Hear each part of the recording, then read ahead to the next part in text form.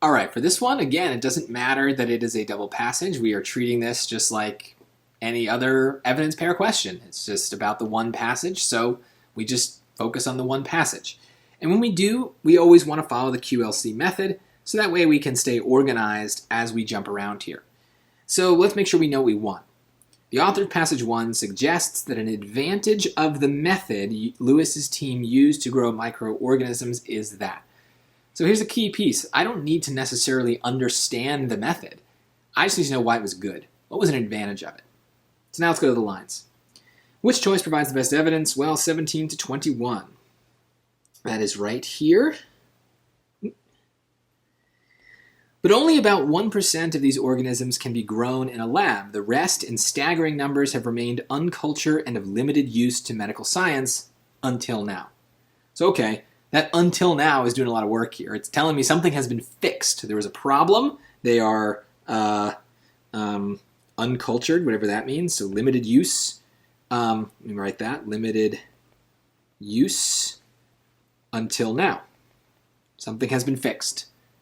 I don't know if that's the right answer, but you see how there's some maybe advantage built into these lines. I'll try to understand it better as I go through the question. For now, that's enough for me to keep this choice in the mix. 28 to 32.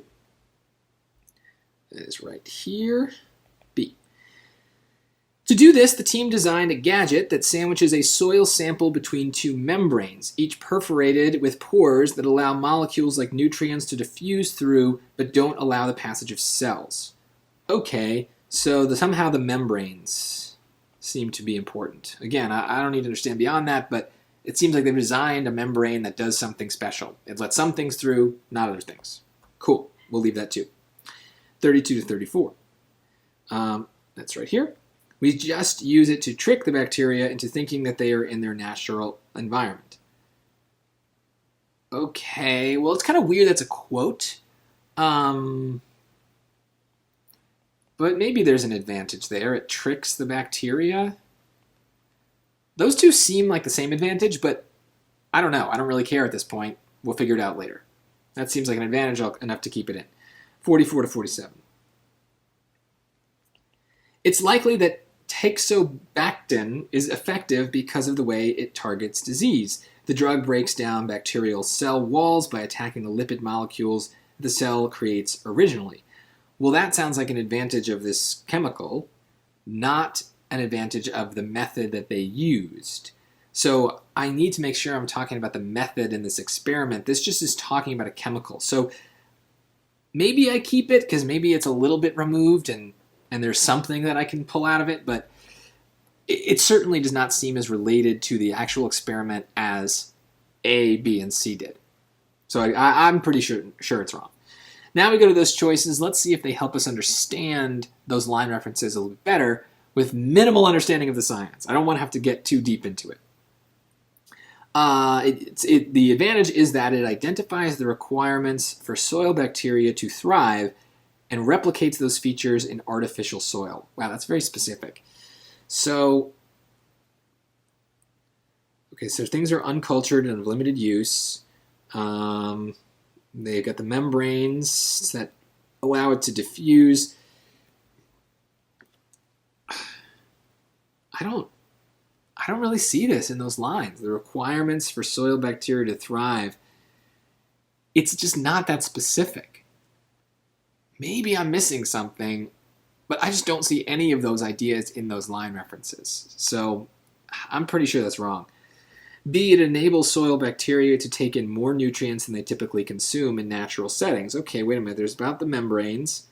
It allows the nutrients to diffuse through. Okay. But you see what they're not doing here. They're talking about the nutrients, check. Talking about the bacteria, talking about the soil. But more than. Right? So it's not making a comparison between the experiment and the actual natural world. This is a good example of something the SAT does a lot on wrong answer choices, is they insert some structural element that isn't there. A comparison, in this case. Comparisons are easy to spot. We know when they're saying something is like something else or something is different than something else. If we don't see that in the lines, it's probably wrong. And we may not understand the specific things that they're comparing, but we'd understand if there was a comparison. This is not there. This is wrong. C, it directly affects the cell walls of bacteria rather than the proteins those bacteria produce. Well, again, I see the membranes. Something about bacteria. I don't really see anything about specifics of cell walls and proteins. That level of specificity just isn't really there. I don't think that's right either. D, it allows researchers to make use of soil bacteria that they had been previously unable to exploit. Oh man, that's it. That's 100% what they said in A, right? It was of limited use until now. It's the same thing. So there we go. I don't need to understand the science. I just need to understand what it means to use something that wasn't used before. So there we go. This is why we don't get our brains like doing all this extra work trying to understand every single thing that's happening if we don't need to. A lot of times the question is about the stuff we do understand just kind of intuitively without having to do all that extra work of understanding the science or the history. Stick to the big picture stuff and then dive deeper if you need to. In this case, we do not need to dive deeper. That is like dead on the answer. They basically just repeated the same ideas. That happens more often than you think.